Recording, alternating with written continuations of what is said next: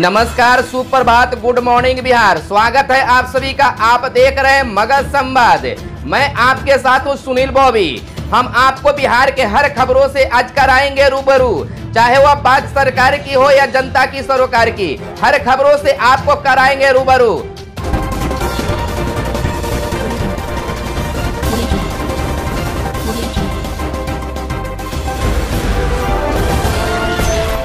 आज 31 दिसंबर 2020 है। कल नए साल का आगमन हो रहा है। तमाम व्यूअर्स को नए साल की अग्रिम बधाई और शुभकामनाएं। तो आइए जानते हैं बिहार की बड़ी खबरों को। छाया मंत्रिमंडल के जरिए भाजपा करेगी योजनाओं की निगरानी। पार्टी ने 3 नए विभागों का किया गठन। 9 नेताओं को सौंपी समीक्षा की जिम्मेदारी। भाजपा ने बिहार में उभार के साथ ही नवाचार की कवायद तेज कर दी है। अब सरकार संगठन की कसौटी पर होगी। पार्टी ने संगठन से जुड़े वरिष्ठ नेताओं की छाया मंत्रिमंडल बनाकर सरकारी योजनाओं की निगरानी की तैयारी शुरू कर दी है। अहम यह है कि बाकायदा विभाग गठित कर समीक्षा के निर्देश दिए गए हैं। भाजपा की छाया मंत्रिमंडल जिलों में जाकर सरकार की योजनाओं की समीक्षा करेगी और भ्रष्टाचार पर अंकुश लगाने की सिफारिश भी करेगी। बिहार भाजपा अध्यक्ष डॉक्टर संजय जायसवाल की अध्यक्षता में गत दिनों हुई वरिष्ठ नेताओं की बैठक के बाद 3 नेताओं की टीम बनाई गई है।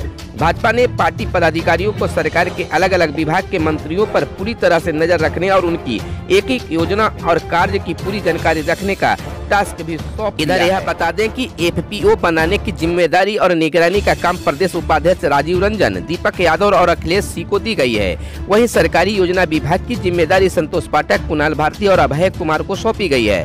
पंचायती राज निर्वाचन विभाग के प्रदेश उपाध्यक्ष मिथिलेश तिवारी और राजेंद्र गुप्ता के अलावा एमएलसी नवल किशोर यादव को लगाया गया है। आगामी पंचायत चुनाव के लिहाज से तीनों नेताओं की जिम्मेदारी संगठन में काफी अहम माना जा रहा है। सरकारी योजना विभाग का गठन कर समीक्षा में संतोष पाठक, कुणाल भारती और अभय कुमार को लगाया गया है। बता दें कि भाजपा प्रदेश अध्यक्ष ने 3 समितियां भी बनाई है। इसमें कार्यालय निर्माण समिति, अनुशासन समिति और प्रशिक्षण समिति है। पार्टी कार्यालय निर्माण समिति में सह संगठन महामंत्री शिव नारायण महतो, प्रदेश उपाध्यक्ष राधा मोहन शर्मा के अलावा संजय सिंह लगाया गया है। प्रशिक्षण की जिम्मेदारी राजेश वर्मा, मृत्युंजय झा और अजय यादव को दी गई है। वहीं अनुशासन समिति की जिम्मेदारी विनय सिंह, श्यामा सिंह और रतेंद्र कुशवाहा को दी गई है। इन दिनों बिहार की राजनीति गर्म है। नए समीकरण बनाए जा रहे हैं, जोड़े जा रहे हैं। इसी बीच बिहार के मुख्यमंत्री नीतीश कुमार का एक बड़ा बयान सामने आया है। जदयू में टूट और पीएम बनने का प्रस्ताव सब बेबुनियाद। यह कहकर नीतीश कुमार ने एक नए बनते समीकरण पर विराम लगा दिया है।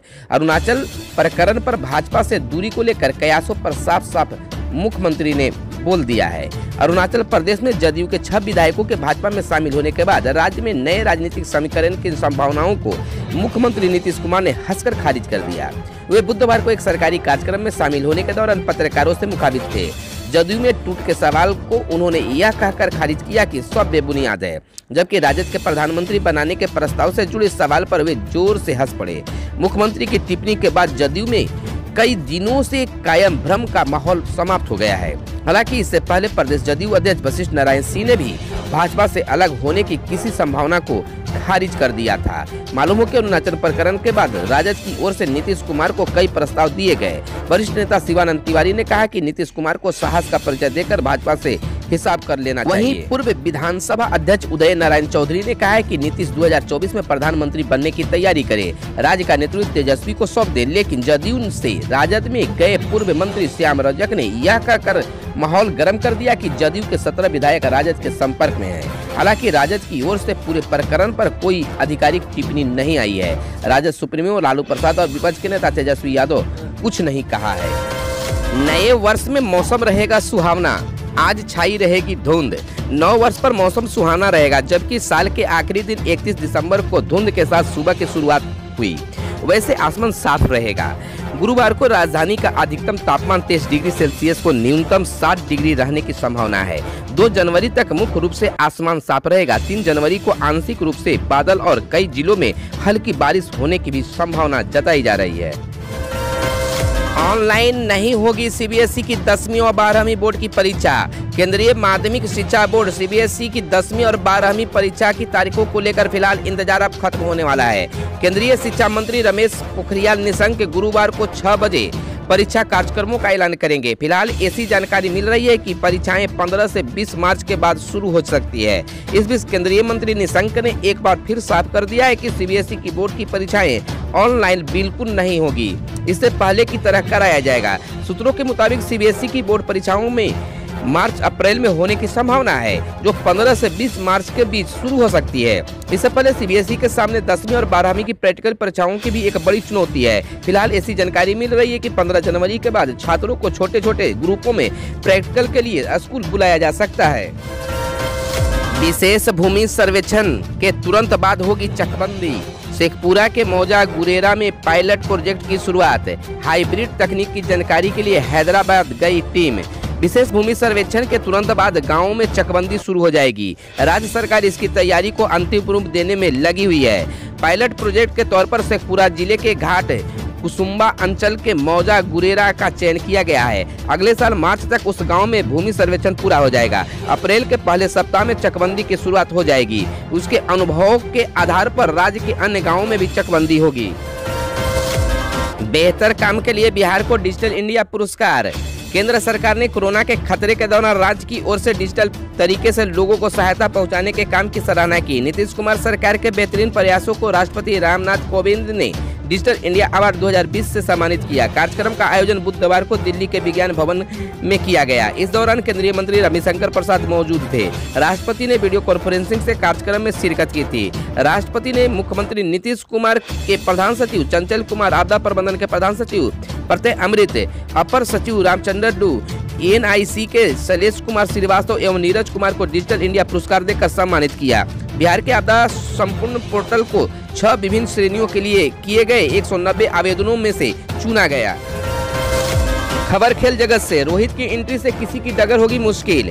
भारत की मेलबर्न टेस्ट में 5 गेंदबाजों के साथ खेलने की रणनीति काम कर गई, लेकिन अजिंक्य रहाणे के नेतृत्व वाली टीम को बल्लेबाज विभाग में मुश्किल फैसले लेने पड़ेंगे, खासतौर से ओपनिंग पर, क्योंकि रोहित शर्मा सिडनी में होने वाले टेस्ट के लिए टीम से जुड़ गए हैं और चयन के लिए उपलब्ध हैं। दक्षिण अफ्रीका के खिलाफ पिछले वर्ष टेस्ट सीरीज में वह काफी सफल रहे थे, लेकिन ऑस्ट्रेलिया पहुंचने पर वह अभी तक ना तो अभ्यास कर पाए हैं और ना ही कोई अभ्यास मैच खेल पाए हैं।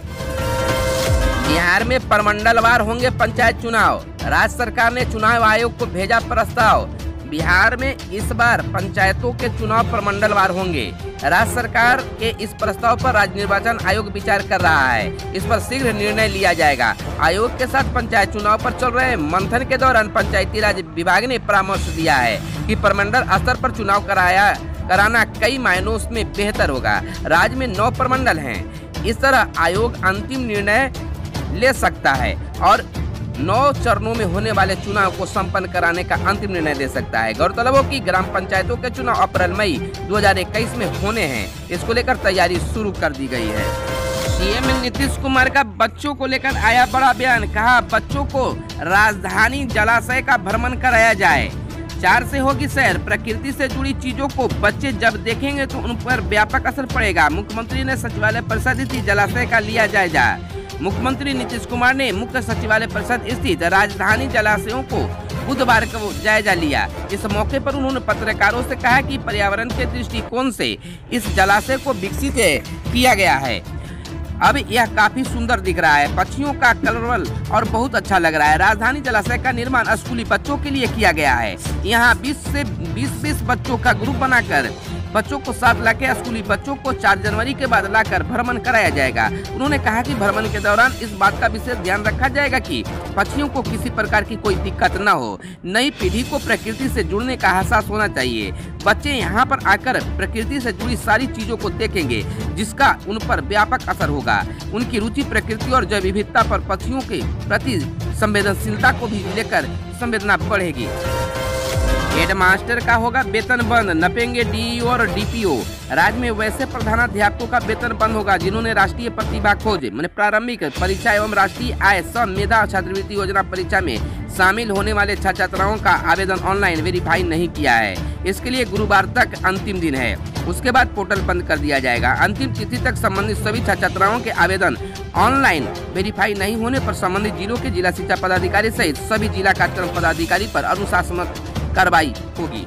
इस बाबत राज्य शिक्षा शोध एवं प्रशिक्षण परिषद के निदेशक गिरिवर दयाल सिंह द्वारा सभी जिलों के जिला शिक्षा पदाधिकारियों एवं जिला कार्यक्रम पदाधिकारियों को निर्देश दिए गए हैं। दरअसल 24 जनवरी को होने वाली राष्ट्रीय प्रतिभा खोज परीक्षा 2021 एवं राष्ट्रीय आयसा मेधा छात्रवृत्ति योजना परीक्षा 2021 में शामिल होने वाले छात्र छात्राओं को वेबसाइट पर ऑनलाइन अप्लाई एवं प्रधानाध्यापकों द्वारा ऑनलाइन वेरीफाई करने की अंतिम तिथि 24 दिसंबर थी, लेकिन उस दिन तक तकरीबन 20,000 छात्र छात्राओं के आवेदन पत्रों का संबंधित विद्यालयों के प्रधानाध्यापक द्वारा वेरीफाई नहीं किया गया था। खबरों में आज बस इतना ही। वीडियो पसंद आए तो लाइक शेयर कमेंट जरूर करेंगे। धन्यवाद। जय हिंद, जय भारत, वंदे मातरम।